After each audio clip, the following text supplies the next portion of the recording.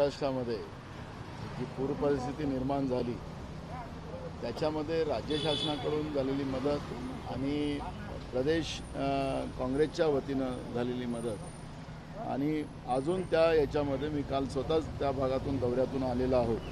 त्यामुळे अजून काय त्याच्यामध्ये आपल्याला मदत करता येईल आणि त्या लोकांचे संसार कसे उभे करता येईल या पद्धतीचा एक आढावा आजच्या या मीटिंगमध्ये झालेला आहे. राजकीय कोणती चर्चा झाली, विशेषतः मुंबई महापालिका निवडणूक असेल किंवा पक्षांतर्गत काही बदल असतील, सरकारच्या कामगिरीविषयी काय असेल? ते संध्याकाळी स्ट्रॅटेजिक मीटिंग आहे 5:30 वाजता. त्याच्यानंतर आमचे प्रभारी पण तुमच्यासोबत बोलणार आहे. त्यामुळे राजकीय जे स्ट्रॅटेजिक मीटिंग आहे ती संध्याकाळी टिळक भवनला आहे 5:30 वाजता.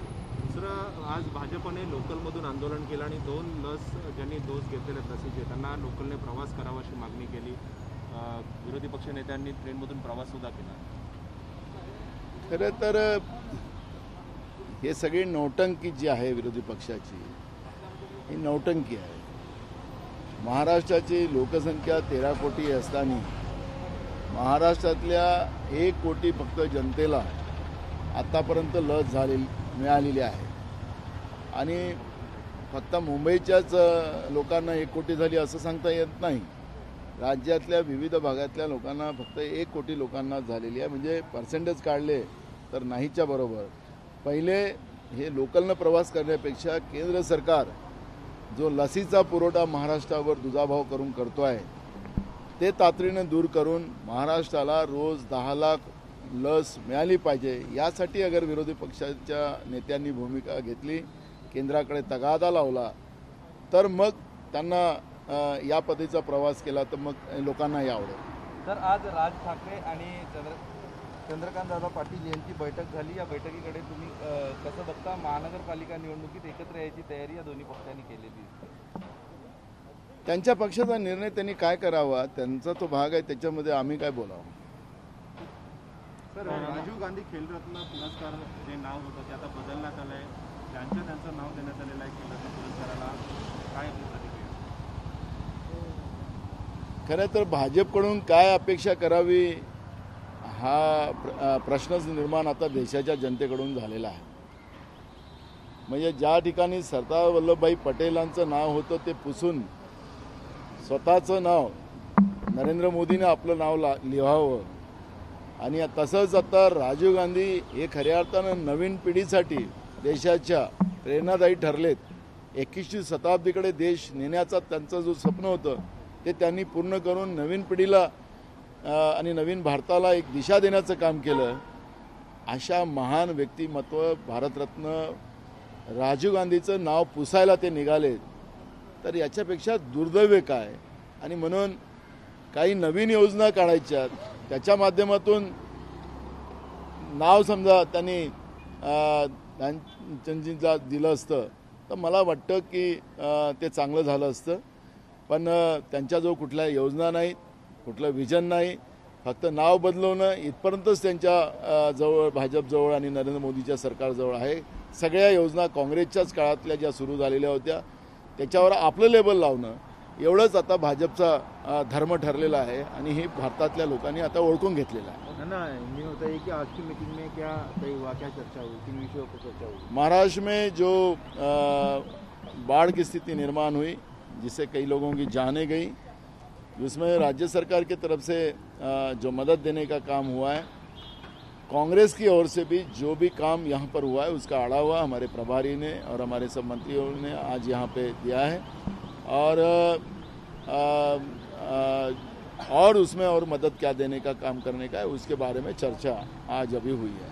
क्या कोई जैसे कि कोई नए मंत्री, नए चेहरा मंत्रिमंडल में आएंगे, कुछ लोगों को दूसरी जिम्मेदारी सौंपी जाएगी, इस पर कुछ चर्चा हुई है? कोई चर्चा इस बारे में नहीं हुई है और सिर्फ जो संकट आज महाराष्ट्र पे आया है उसके बारे में चर्चा हुई. आज बीजेपी ने आंदोलन किया है, 2 डोज जो जिन्होंने लिए है उनके लिए ट्रेन खोलने की बात वो कह रहे हैं, मांग कर रहे हैं. भाजपा एक नौटंकी वाली पार्टी है. सही में तो अपोजिशन ने आज महाराष्ट्र में केंद्र सरकार के विरोध में आंदोलन करने का उनका समय है. महाराष्ट्र की पॉपुलेशन 13 करोड़ है और 1 करोड़ को आज तक वैक्सीनेशन हुआ है, ऐसा रिपोर्ट सामने आया है. उसमें भी 20 लाख लोगों को अभी दूसरा डोज होने का है. यानी बताने का यह है कि वैक्सीनेशन जो केंद्र सरकार दुजाभाव महाराष्ट्र के साथ कर रही है वो सामने आता है।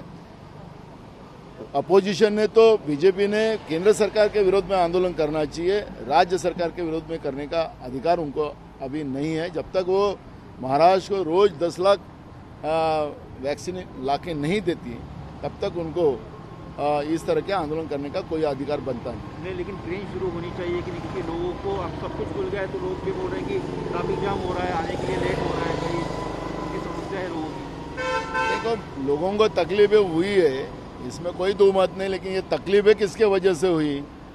जब देश में कोरोना आ रहा था तब देश के प्रधानमंत्री नमस्ते ट्रम्प कर कोरोना का स्वागत कर रहे थे और देश में कोरोना की बीमारी लाई, और इस तरह के देश के कई लोगों की जानें इस कोरोना के बीमारी से गई है। वो सिर्फ उसके लिए कारणीभूत जो है वो है सिर्फ देश के प्रधानमंत्री नरेंद्र मोदी और बीजेपी है।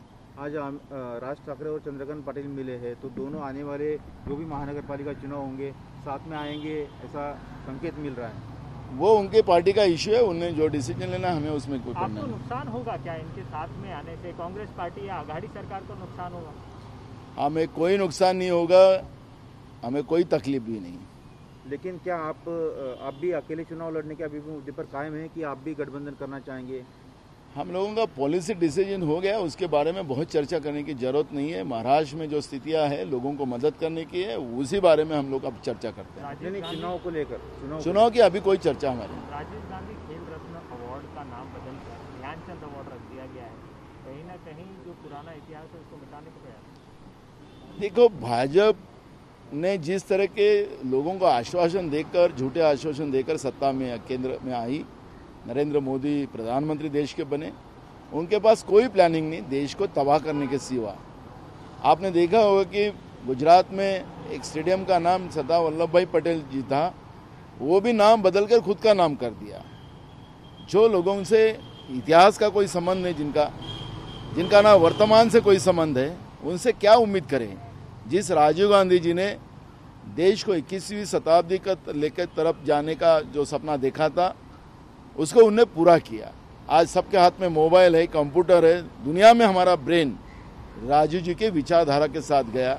उस भारत रत्न राजीव गांधी जी का नाम पोंछना, सरदार वल्लभ भाई पटेल का नाम बदलना, ये इन लोगों से इतनी उम्मीद कर सकते हैं जो हमेशा देश के लोगों ने देखा है। आज शाम को क्या मीटिंग है? चुनाव आज मुंबई हमारे कांग्रेस की उनके सभी पदाधिकारी की एक स्ट्रैटेजी मीटिंग है, उसके बारे में चर्चा और उसमें हमारे प्रभारी आपसे वक्तव्य करेंगे। शेयरिंग को लेकर के बात होगी, चुनाव जो मीटिंग है कोई सीट शेयरिंग की चर्चा नहीं होगी, हमारी स्ट्रैटेजी कैसी रहेगी कांग्रेस पार्टी की उसके बारे में चर्चा होगी, उसमें प्रभारी आपके साथ वक्तव्य करेंगे। संजय राउत और राहुल गांधी जो मुलाकात हुई उसके बाद वो लगातार राहुल गांधी के साथ कंधे से कंधा मिलाकर वहाँ पर विरोध कर रहे हैं, और उन्होंने दिल्ली में एक बयान भी दिया था कि शिवसेना और कांग्रेस अगर साथ में आती है मुंबई में तो फायदा होगा।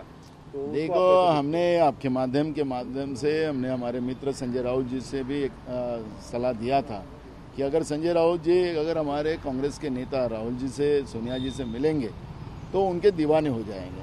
और वही बात हुई कि संजय जी राहुल जी से मिले और राहुल जी का जो स्वभाव है उनके ऊपर वो फिदा हो गए कि अब हम साथ में रहेंगे, और ये खुशी की बात है। तो आने वाले दिनों में साथ चुनाव में भी दिखाई देगा। ये चुनाव की बात अलग होती है और एक मेक को जानने की बात अलग होती है। चुनाव है और एक मेक को जानना ये अलग बात होती है।